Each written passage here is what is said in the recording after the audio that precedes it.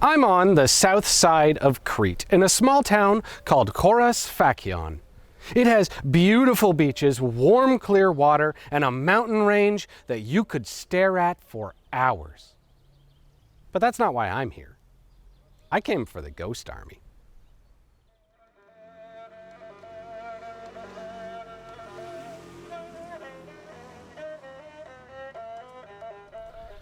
Outside of this beautiful little village is a castle called Frango Castello. Boom! It translates to the Castle of the Franks, but it was actually built by the Venetians. I think they were just using the word Frank as an insult to mean Catholic, although I don't really know. What I do know is that to the locals here, this castle has never actually really represented the region that it looms over.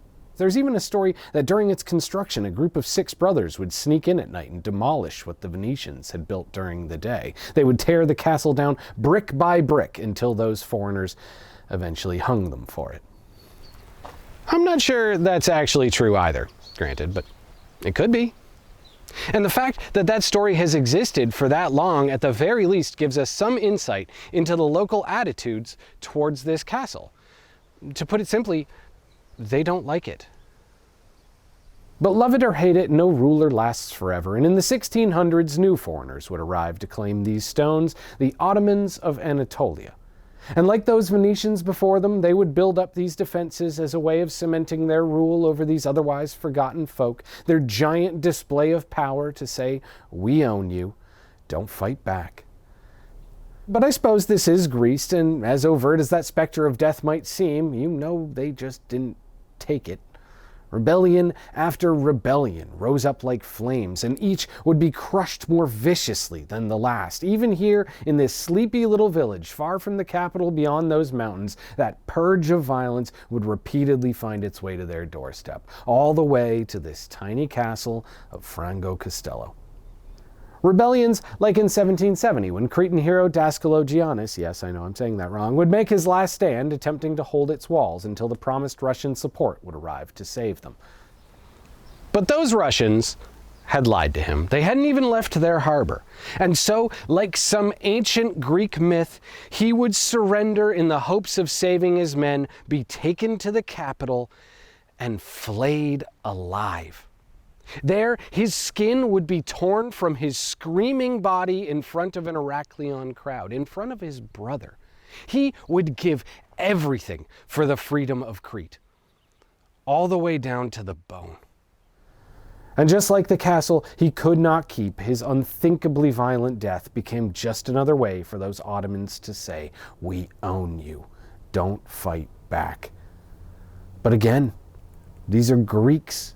And by 1828, they were ready to die once more, with the arrival of a few hundred men from mainland Epirus. Bolstered by the boys of the towns nearby, this castle saw yet another generation of rebellion. A rebellion that would ultimately lead them to that independence they'd always dreamed of, although the men here would certainly never see it. Under the command of Hatzimacalis Dalianus, 700 civilians looking for a fight locked themselves in this castle and squared off against 8,000 Ottoman professional soldiers. They never stood a chance, and they must have known that. And in that assault, those stubborn Greeks showed a form of courage that would resonate far beyond these walls. Those 350 men would give their lives to become martyrs for an independence that was only a few years away. An independence that could not have been won without sacrifices like theirs. But in turn, in the eyes of the people they fought for, in the eyes of their families who they left behind, these men would never truly die.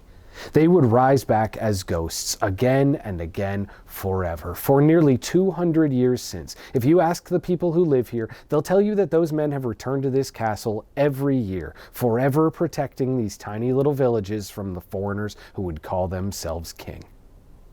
It's just, they're not returning as men, but as ghosts, or I suppose more accurately, as a mirage. In the mountains behind this town is a phenomenon that none have yet to truly explain, nor, for that matter, have yet to document.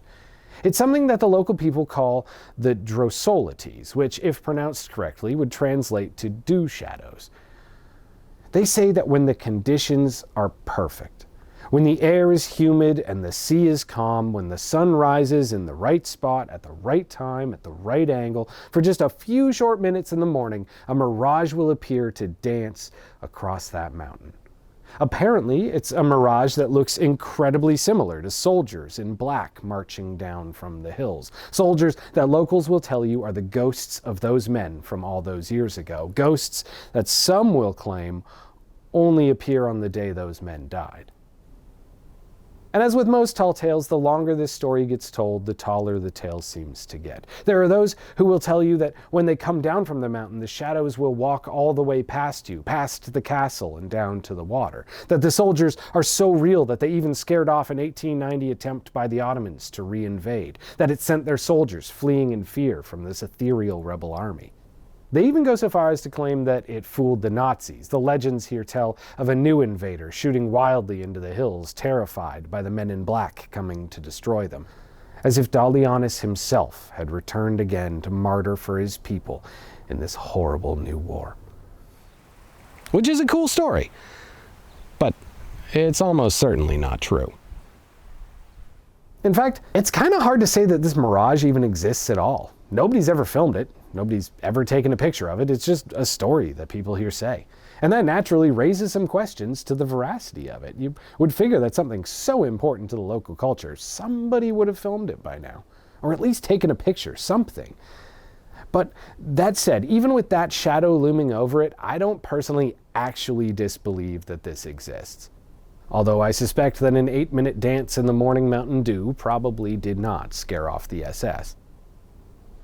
True or not, the dew shadows of Frango Castello hold a strong place in the folklore of Crete, and I'm sure you can understand why.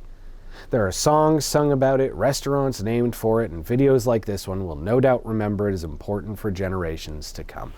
Because real or not, it represents something that this castle never could. Freedom. This is Rare Earth.